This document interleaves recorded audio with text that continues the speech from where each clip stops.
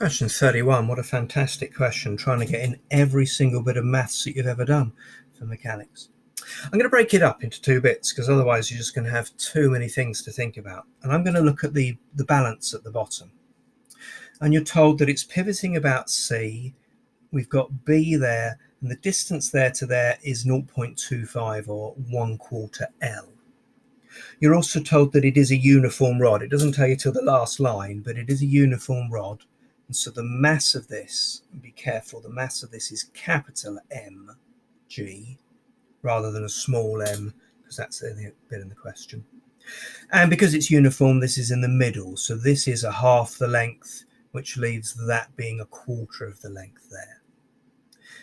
And if it was just like that, it would fall down like this from the weight there. So there is some tension here.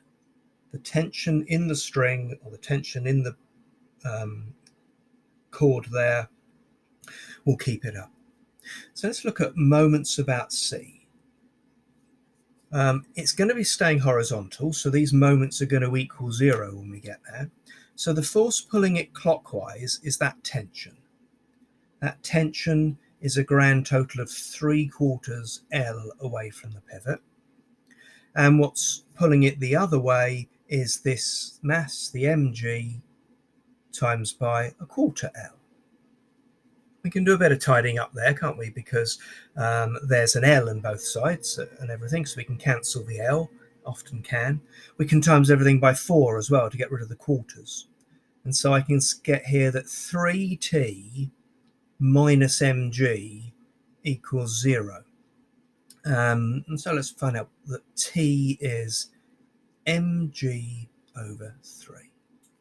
And we'll stop there for a bit and now go and look at this box, because this box here is sitting on some rough ground. It's being pulled to the right by that tension. Yeah, it's going over the pulley, but we'll just put there the tension.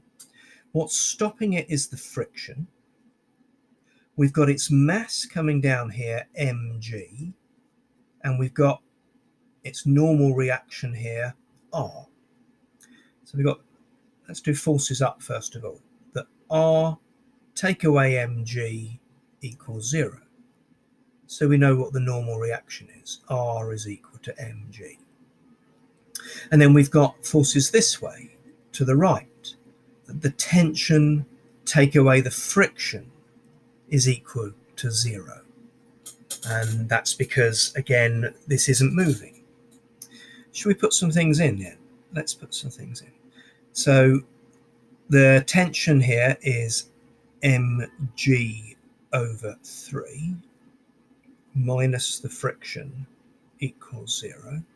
So the friction is equal to capital mg over 3.